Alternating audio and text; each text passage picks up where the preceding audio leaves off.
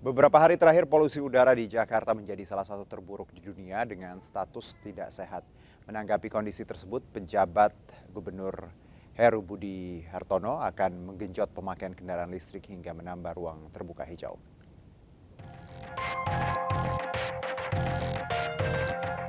Kualitas udara di Jakarta sedang tidak baik-baik saja.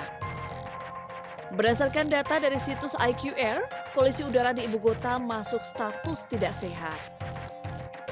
Pada periode 3 sampai 12 Juni 2023, kualitas udara Jakarta bahkan masuk dalam salah satu terburuk di dunia, di bawah New York, Lahore, serta Dubai. Selain indeks kualitas udara yang buruk, nilai polutan di wilayah Jakarta juga tercatat 11 kali lipat nilai panduan kualitas udara tahunan WHO. Penjabat Gubernur DKI Jakarta Heru Budi Hartono mengakui masalah polusi udara merupakan tantangan bagi Pemprov DKI. Untuk mengatasinya, Pemprov akan menambah ruang terbuka hijau dan melakukan penanaman pohon. Selain itu, Pemprov juga akan mengenjot pengalihan kendaraan dari bahan bakar fosil ke kendaraan bertenaga listrik. Tidak ketinggalan mendorong masyarakat menggunakan transportasi umum. Tentunya peralihan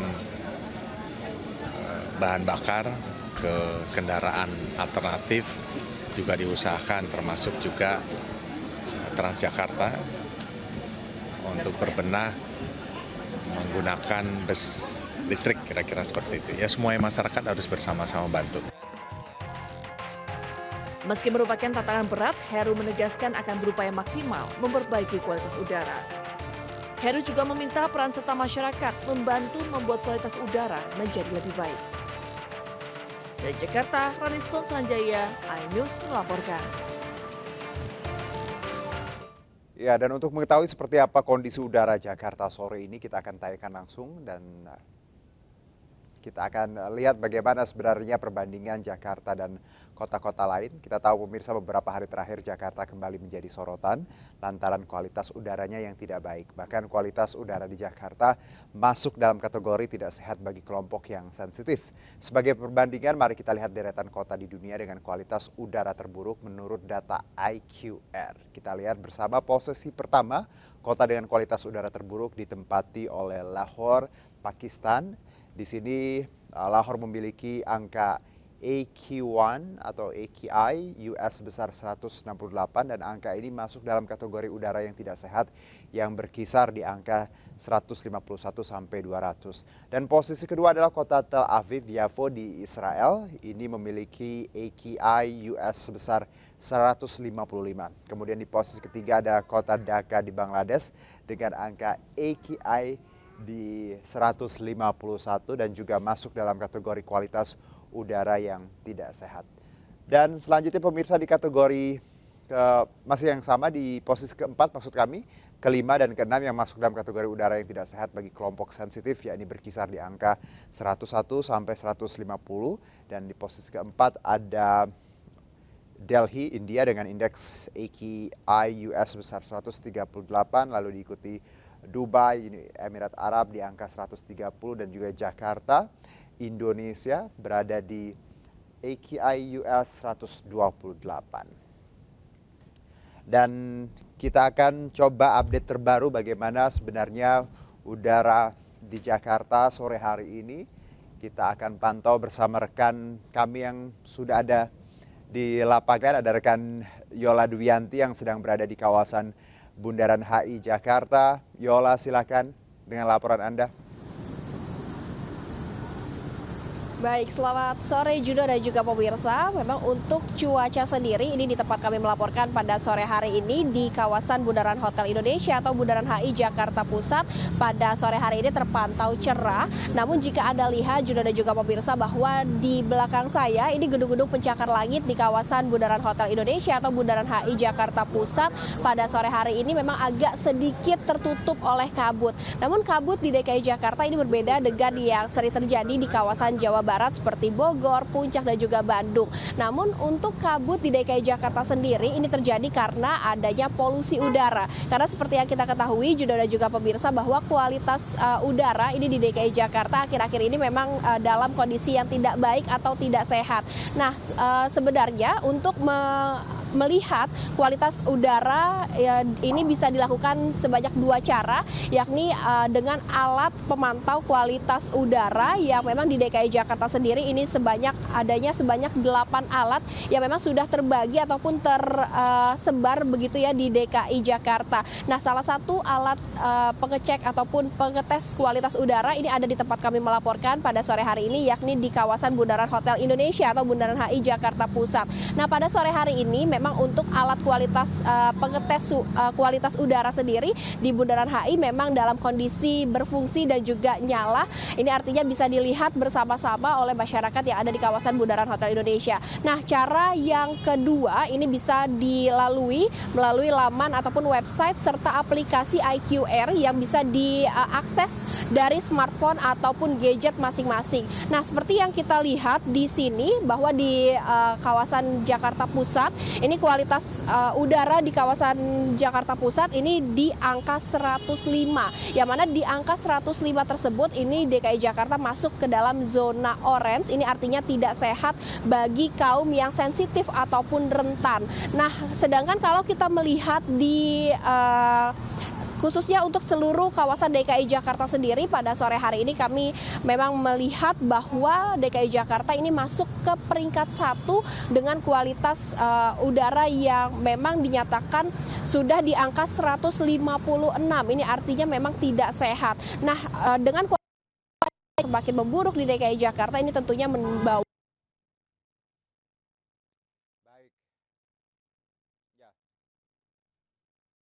Baik, Yola Dwianti melaporkan langsung tadi dari kawasan Bundaran Hotel Indonesia Jakarta terkait bagaimana kualitas udara Jakarta di hari ini yang memang dikabarkan tadi naik angka AQI-nya dan disebutkan terburuk untuk beberapa hari terakhir. Dan selamat bertugas kembali, Yola. Dan pemirsa, polusi selalu menjadi masalah yang harus dihadapi masyarakat Jakarta sehari-hari. Bukannya membaik, kini Jakarta malah jadi kota dengan tingkat polusi terburuk di dunia. Jika tidak segera diatasi, kondisi ini tentunya bisa menimbulkan masalah baru, terutama masalah kesehatan. Lalu apa yang harus kita lakukan agar kita bisa menghirup udara bersih di ibu kota? Kita akan membahasnya lebih dalam bersama juru kampanye iklim dan energi Greenpeace, Bondan Andrianu. Selamat sore, Mas Bondan. Selamat sore, Mas. Iya, salam sehat ya, walaupun di tengah laporan bahwa udara ibu kota yang tidak baik-baik saja ini. Tapi kita lihat dulu, Mas Bondan, bahwa sebenarnya dari pekan lalu kita sudah tahu ada berita seperti ini dan tidak ada perubahan nampaknya. Pekan ini juga angkanya juga terus buruk seperti itu. Apa yang menyebabkan kesinambungan atau konstannya keadaan ini kalau dari pandangan Anda, Mas Bondan? Yang paling pertama sebenarnya artinya berarti ada sumber polutan yang terus terjadi ya di Jakarta ini, karena data dari DKI Jakarta sendiri menyebutkan 2 tahun berturut-turut 2021-2022 Jakarta itu status mutu udaranya tercemar, Mas. Jadi laporan ofisial ya, dan memang kondisi Jakarta ketika kita lihat datanya tahunan gitu ya dari Januari hingga Desember di musim-musim kemarau lah terjadi peningkatan polutan, khususnya polutan PM2,5, di mana panas itu terjadi, itu membuat polutan berupa gas dan berupa partikel itu dia berkumpul dan tidak bisa tersapu ya. Berbeda dengan ketika terjadi hujan.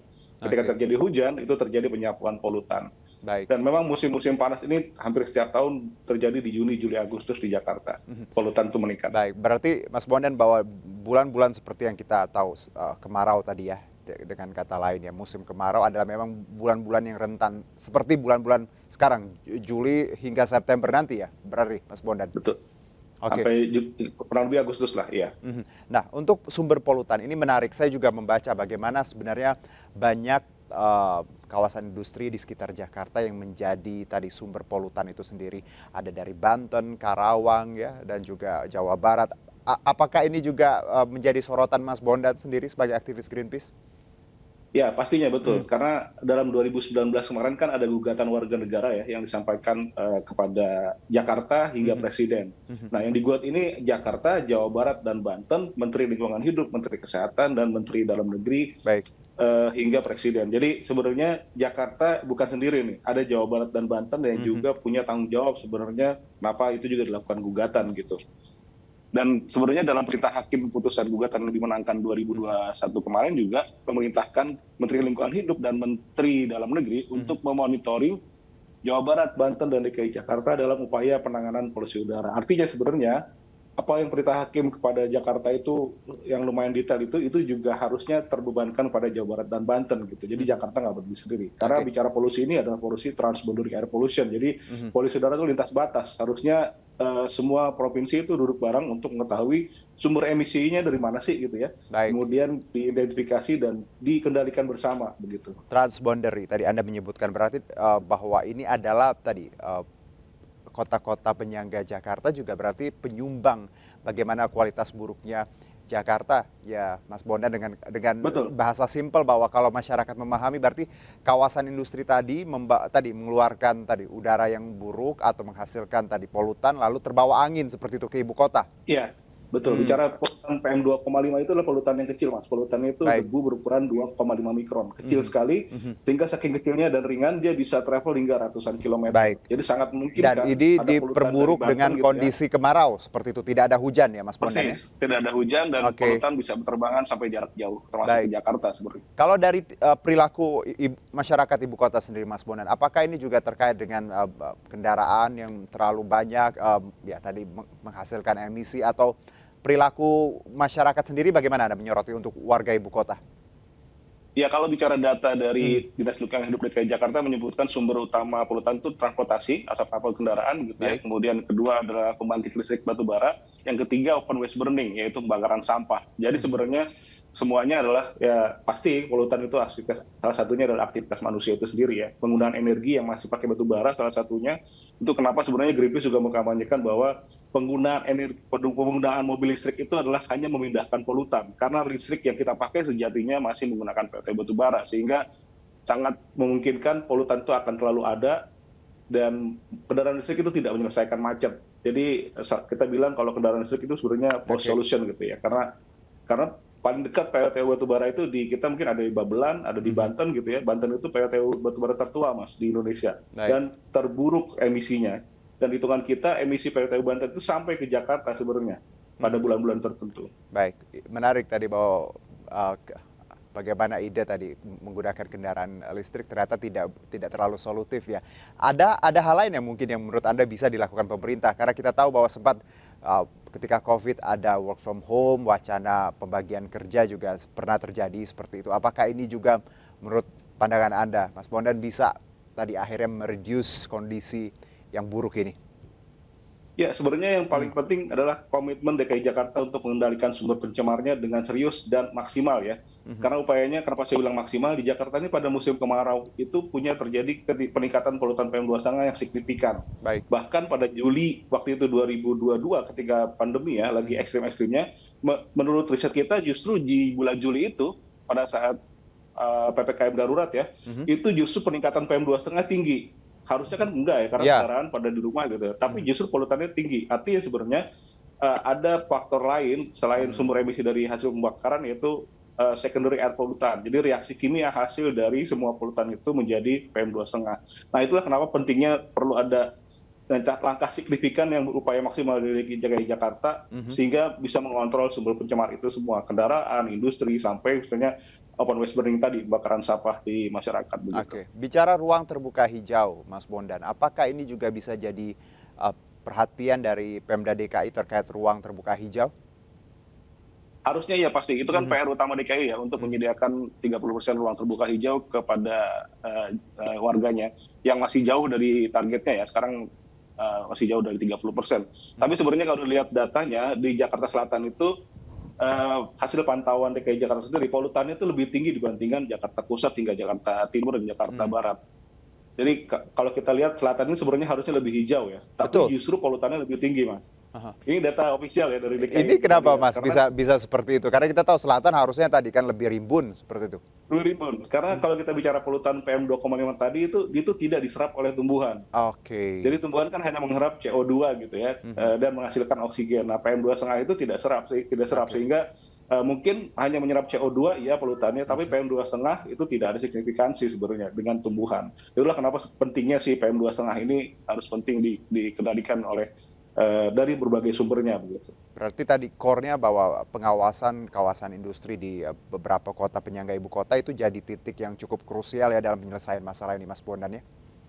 Persis, dan termasuk juga koordinasi antar pemerintah ya, dari pusat hingga daerah gitu. Dan kontrol dan supervisi dari Menteri Lingkungan Hidup dan Menteri Dalam Negeri. Bagaimana Jawa Barat dan Banten ini mengendalikan pencemaran udara. Dan sayangnya ini 2023 ini dalam gugatan itu Presiden dan Menteri Lingkungan Hidup menyatakan banding. Ini yang nanti kita bilang adalah bottleneck-nya di sini. Bagaimana mau berkoordinasi dari Presiden hingga Jakarta kalau Presiden tidak menyepakati putusan hakim dalam gugatan polusi udara itu. Oke, karena tadi tujuannya pun untuk masyarakat ya, untuk warga Jakarta, bukan kepentingan golongan ya, Mas Bondan ya. Oke, semoga Istana bisa mendengar masukan-masukan ini, karena kita pun yang tinggal di Jakarta. Mas Bondan di daerah mana kalau boleh tahu? Saya di Depok, Mas. Depok, oke. Saya pun di daerah Jakarta dan penyangga juga. Jadi memang ini cukup krusial dan kita bisa rasakan bersama.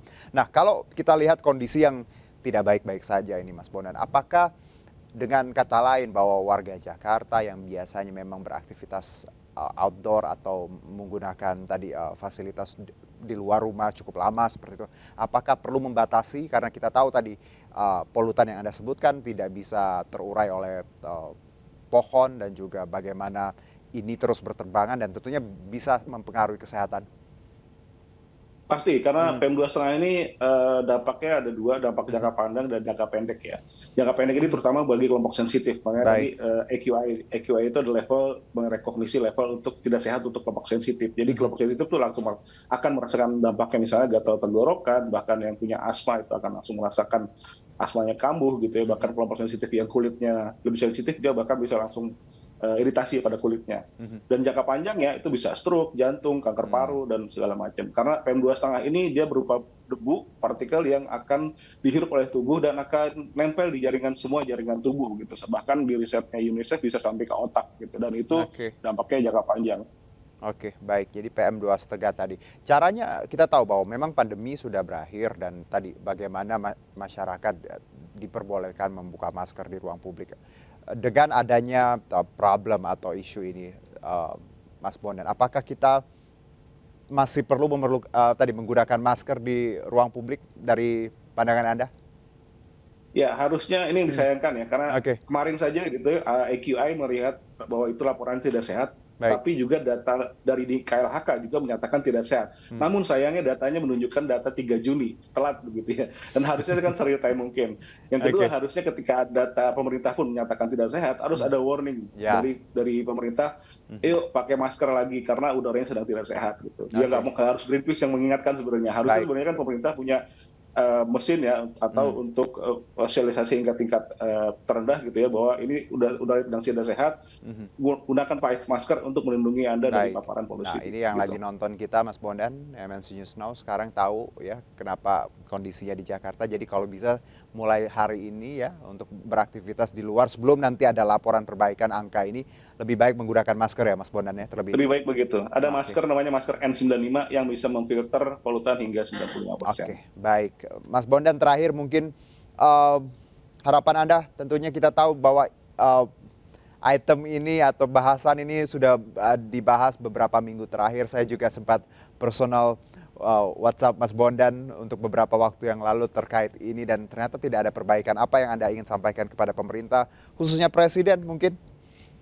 Ya, Presiden harapannya tidak melakukan langkah administrasi lagi untuk melawan perintah hakim ya dalam gugatan. Kemudian kedua juga masyarakat juga punya peranan penting untuk tidak berkontribusi, menggunakan sebisa mungkin transportasi umum, tidak bakar sampah dan segala macam gitu. Dan lagi-lagi masyarakat hanya melaksanakan perintah atas sistem yang dibuat oleh pemerintah gitu. Jadi pengendalian pencemaran udara posisinya ada di pemerintah. Jika pemerintah serius dan punya langkah optimis ya maksimal untuk mengendalikan sumber pencemar, masyarakat pasti akan mengikuti semuanya. Baik, terima kasih Mas Bondan Andrianu, juru kampanye iklim dan energi Greenpeace. Selamat beraktivitas kembali.